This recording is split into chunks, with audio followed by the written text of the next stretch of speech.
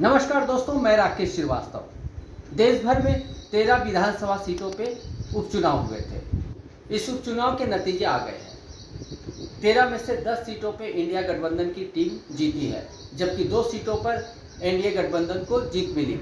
एक सीट पर निर्दलीय ने जीत दर्ज की। लोकसभा चुनाव के बाद यह बड़ा परीक्षण था दोनों ही गठबंधन के लिए, लेकिन इस परिणाम ने यह साबित कर दिया कि एनडीए गठबंधन की जो साख 10 वर्षों से बनी हुई थी वो निश्चित रूप से गिरती जा रही है। लोकसभा चुनाव में भारतीय जनता पार्टी को 241 सीटों पर समेट देने वाली इंडिया गठबंधन ने इस विधानसभा के उपचुनाव में भी कड़ी टक्कर दी, और ऐसी टक्कर दी कि कई जगह पे भारतीय जनता पार्टी के खाते तक नहीं खुले। बंगाल की 4 सीटों में से चारों सीट पर टीएमसी जीत गई। वहीं बद्रीनाथ की बात करें तो बद्रीनाथ में भारतीय जनता पार्टी का हारना एक बड़े सदमे से कम नहीं है, क्योंकि लोकसभा चुनाव में जिस तरह से अयोध्या में भारतीय जनता पार्टी की हार हुई, उसके बाद देश भर में ये सवाल उठने लगा था कि जिस अयोध्या को लेकर भारतीय जनता पार्टी लगातार सक्रिय रही, राम मंदिर लाने का दावा करती रही, वहाँ वो कैसे हार गई। इसे लेकर भारतीय जनता पार्टी के नेताओं के सामने सवालों का जवाब देने का कोई मौका नहीं मिल रहा था। लेकिन इस बद्रीनाथ सीट पर हारने के बाद यह साफ रूप से साबित हो गया है कि हिंदू मतदाता हो या दूसरे धर्म के मतदाता हो, वो विकास के मुद्दों पे ही वोट दे रहे हैं। उन्होंने भारतीय जनता पार्टी के तथाकथित हिंदू मुद्दे को, खास करके हिंदू धर्म के खतरे में होने के तर्क को पूरी तरह से खारिज कर दिया है। ये 13 सीटों पे जीत और 13 सीटों पे हार का मामला नहीं है। सवाल यह है कि इसके बाद जो विधानसभा चुनाव होने वाले हैं, जैसे महाराष्ट्र में विधानसभा चुनाव होंगे, उसके बाद दिल्ली में विधानसभा चुनाव होंगे, उसके बाद अगर आप देखें तो उत्तर प्रदेश में भी विधानसभा के चुनाव होने हैं और कई राज्यों में विधानसभा के चुनाव होने में हैं। ऐसे में इन 13 सीटों में 10 सीटों पे इंडिया गठबंधन का जीतने का संकेत क्या है? संकेत साफ है कि भारतीय जनता पार्टी संबंधी जो गठबंधन है उसे लेकर लोगों के बीच अच्छा मूड नहीं है।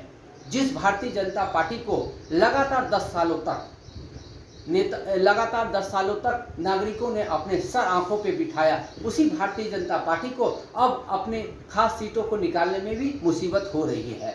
खास करके हिमाचल प्रदेश में, उत्तराखंड में जहां उनकी सरकार है, वहां भी वो हार जाती है। ऐसे में सवाल उठ रहा है कि क्या भारतीय जनता पार्टी जिस मुद्दे को लेकर आगे बढ़ी थी या जिस तरह के दावे करके वो आगे आ रही थी, उसे लोगों ने खारिज करना शुरू कर दिया है।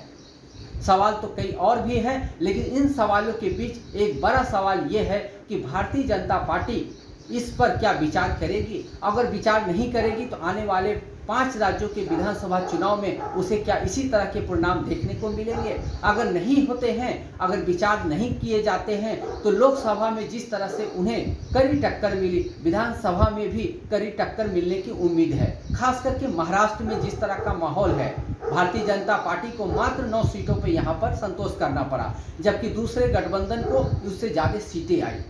और ये सवाल है कि विधानसभा चुनाव में अगर यही प्रचलन बना रहा तो निश्चित रूप से एनडीए गठबंधन को, खासकर भारतीय जनता पार्टी को महाराष्ट्र में कड़ी चुनौती मिल सकती है। वहीं उत्तर प्रदेश की बात करें तो उत्तर प्रदेश में 36 सीटें जीतकर समाजवादी पार्टी ने भारतीय जनता पार्टी को कड़ी टक्कर दी थी। क्या अगर विधानसभा चुनाव हुए और समाजवादी पार्टी ने इसी तरह का जीत का रिकॉर्ड बनाए रखा तो भारतीय जनता पार्टी के लिए मुश्किलें खड़ी नहीं होगी। सवाल कई है जिसका जवाब भारतीय जनता पार्टी को ढूंढना होगा, विचार करना होगा। वो जो वादे करते हैं वो क्यों नहीं निभाते हैं, और अगर निभा रहे हैं तो वो लोगों तक क्यों नहीं पहुंच रहे हैं। आखिर उनके मतदाता क्यों उनसे बिदक रहे हैं। आज के लिए बस इतना ही। नमस्कार।